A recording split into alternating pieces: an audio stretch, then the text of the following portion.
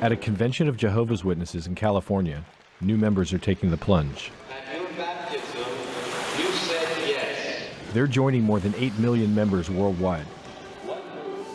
Believers are taught to renounce secular society because it's controlled by Satan, and not to socialize too much with outsiders. But charges of sexual abuse have brought this insular community under greater scrutiny.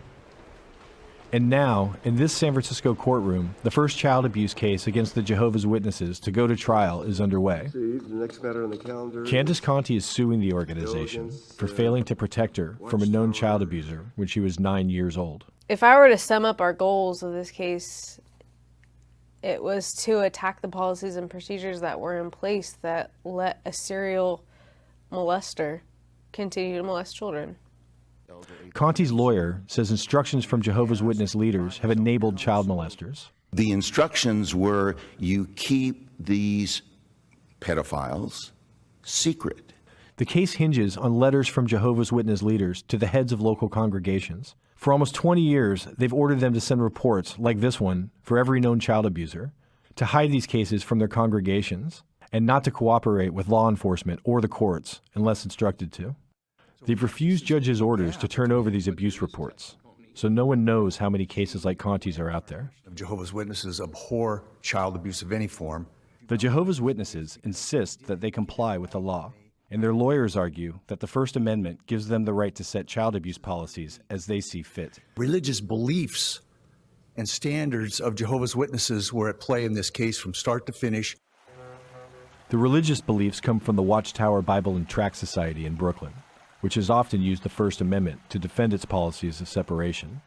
In 1943, it even won a Supreme Court case, arguing that school children should not be forced to pledge allegiance to the flag. May it please the court, James McCabe on behalf of the North Fremont Watchtower lawyers, who refuse to speak with us, are again claiming a First Amendment defense to keep child abuse in its congregations secret. And the elders are counseled in that letter to give special heed to the counsel, do not reveal the confidential talk of another. Quoting from the Bible book of Proverbs, chapter 25, verse 9. Candace Conti was part of a Jehovah's Witness congregation in Fremont, California.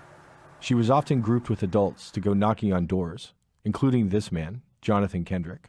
He was very dominating, very domineering, he commanded a presence. She says Kendrick would take advantage of their time door knocking to find ways to be alone with her. Jonathan Kendrick molested me as a child. I really kind of pushed everything down and tried not to think about it as much as I could. What no one in Conti's family knew was that Jonathan Kendrick had admitted to molesting another child a year earlier. Regarding possible sexual abuse. Michael Clark, an elder in the congregation, was asked about it in this deposition. Do you recall becoming aware of a report of sexual abuse of a child by Jonathan Kendrick? Yes. When did you first become aware of such a report? He had called us to his home to discuss or to confess to an incident with his stepdaughter. Clark never called the police. He followed Watchtower protocol. He wrote to New York headquarters asking how to deal with Kendrick's confession.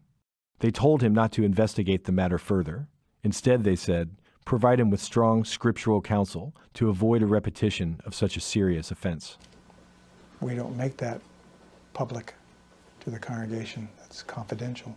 The elders did not warn other members that one of their own was a child abuser. And that's the policy and the practice of Jehovah's Witnesses that you learned as an elder, correct? Yes. Clark says the elders told Kendrick not to be alone with children, but he was still allowed to join in congregation activities that included minors. A year later, one of those minors was Candace Conti. And I don't think it ever left. I know it never left me. You know, it's always there. And it was just probably one of those days that, I just felt it. Conti kept quiet about the abuse until years later when she discovered on a sex offender registry that he had gone on to molest another young girl. She decided to sue the Watchtower. I think after I had found that out, I had this sense of guilt You know, what if I did something? What if I hadn't been such a coward? What if I had done something to maybe protect this other child, you know? I knew he was capable of, but I didn't do anything, you know? And then now look what happened. I drove to Oakley, California, where Kendrick had moved when he left Conti's congregation. I met the girl Conti had found. She agreed to talk to us if we didn't show her face. When I was a little girl, like probably about 6 or 7, Jonathan Kendrick had abused me. She blames the Watchtower's secrecy for enabling Kendrick to marry into her family and target her. The family sued the Jehovah's Witnesses. They knew that he had a past, and they kept it from us. When Kendrick moved to the Oakley congregation, no one was told he was a child molester. Not even Roger Bentley, who served as an elder there for 30 years. He reviewed this letter of introduction from Kendrick's old congregation. There's no indication at all that he's guilty of child abuse. So no mention of child abuse, but any mention of children? Well, if you read it, it very specifically says he's a very interesting individual who has taken the lead with some young ones in the congregation and helped them from veering off course. That's not a child abuser. That's a recommendation. That's a very specific recommendation. Oh, relax, he's good with kids. I've spent months trying to interview Watchtower leaders, but they wouldn't talk to me. Instead, they sent a statement saying they comply with reporting laws, they do not shield abusers from law enforcement, and are committed to preventing child abuse. And in one of the dozen lawsuits I've been following, Watchtower supervisor Richard Ashe was asked if the organization has a responsibility to protect children from abuse. But within the congregation, ours is a spiritual protection. When we're talking about physical protection, that's up to the secular authorities to provide. And so he was asked about the Watchtower's Bible-based directives to keep child abuse cases confidential. It states in paragraph 3, there is a time to keep quiet when your words should prove to be few. Do you see that? Yes, You know, Mr. Joe. I object to that. It's a violation of the First Amendment, freedom of religion, freedom of association. The courts continue to grapple with the question, should freedom of religion outweigh the responsibility to protect children? In Candace Conti's case, the jury overrode the First Amendment claims and decided the Watchtower and the North Fremont congregation were negligent and did not adequately protect her from abuse. Kendrick maintains he never molested her. Pending appeal, she was awarded more than $15 million in compensation and damages. It's the first time a jury has ordered the Watchtower to pay for its child abuse policies. But for Kendrick's other victim, her case against the Watchtower was thrown out. Even though Kendrick confessed to the abuse in this deposition and served about 8 months in jail, the judge affirmed that the Watchtower's policies were protected by the First Amendment. It was not liable because the abuse occurred at home and not in the course of religious activity. The Watchtower had no obligation to warn the family about Kendrick's past. Kendrick is now free and still an active member of the Oakley congregation. The fact that Jonathan Kendrick is still a member of good standings is absolutely ridiculous. It's scary. I mean, the fact that he still has access to children, and really, my parents didn't have the power to know that Jonathan Kendrick was a child abuser. Let's give the parents the power to be able to protect their children. And that's what these organizations are hiding. Despite the huge verdict against the Watchtower, the organization is sticking to its policies. In fact, it just released another confidential memo reminding elders to keep quiet about child abuse.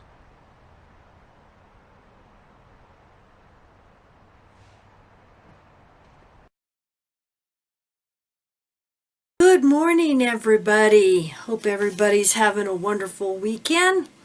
Quick video here. Yes, Mikey went to the city and he went to wrestling with the kids, and so I'm gonna do this by myself. I had some friends of mine contact me from the area that I grew up in, Prescott, Arizona area, and gave me a news item, and I got it from the newspaper. So thank you everybody who contacted me and told me about this. And first I want to say that our hearts and thoughts and prayers go out to all the victims. I mean, you know, child abuse is such a horrible thing. You know, I just can't even imagine how horrible it is. And, you know, for Jehovah's Witnesses, Watchtower to keep trying to hide this, you know, this is just deplorable. It's disgusting. Now, the newspaper article does not say he is a Jehovah Witness, but I just happen to know the family. I should say I know his parents.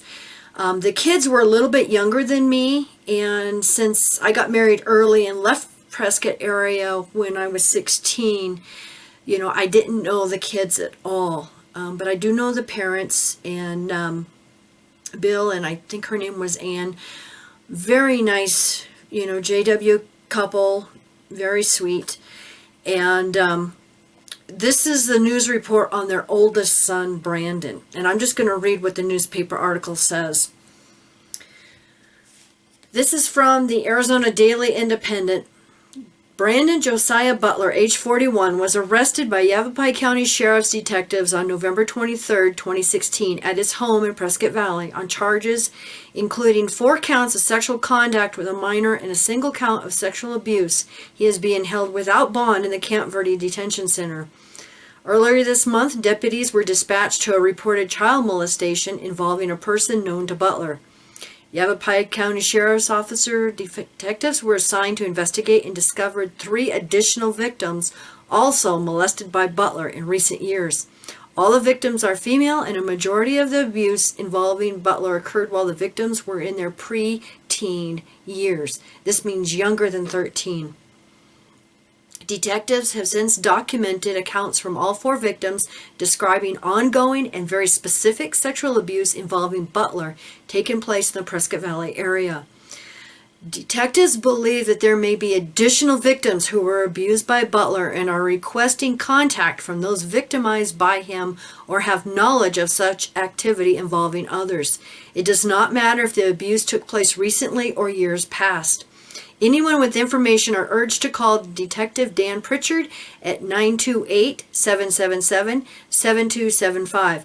Callers who wish to remain anonymous may contact Yavapai's Silent Witness at 1-800-932-3232. Now, the other article is basically the same.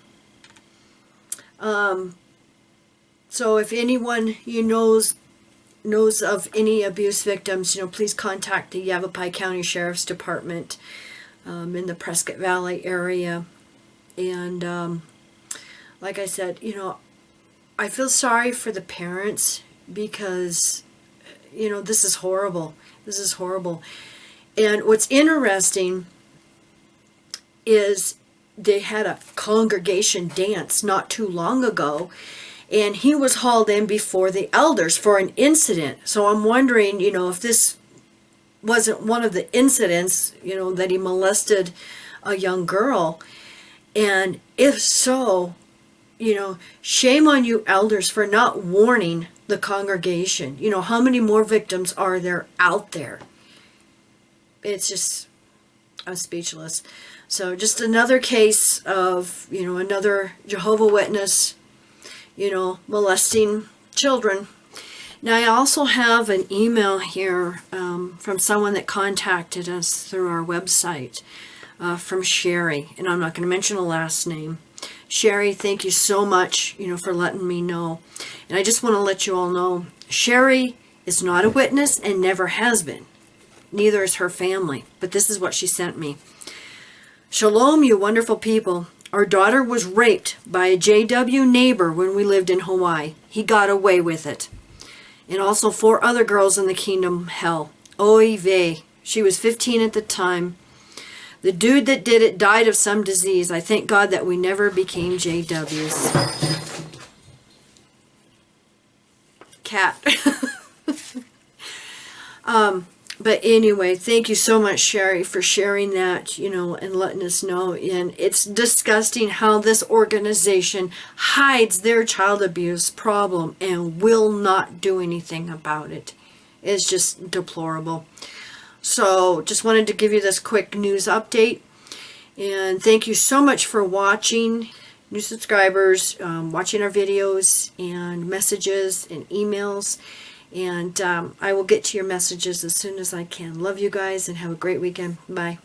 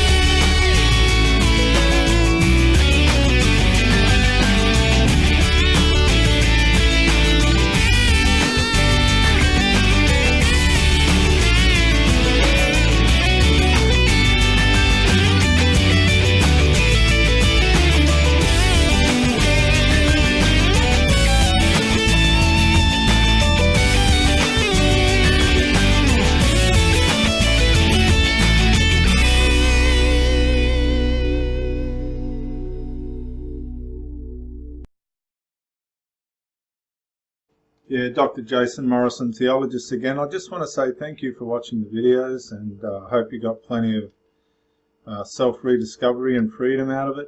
If you watched it on YouTube, please share or like, maybe even comment. If you watched it on Facebook, like, comment, share. But most of all, get out and live. This isn't a rehearsal. You've got a one-off life. Don't let your loyalty and your faithfulness blind you to the life that you should be experiencing. Till the next video, thank you for watching, and bye for now.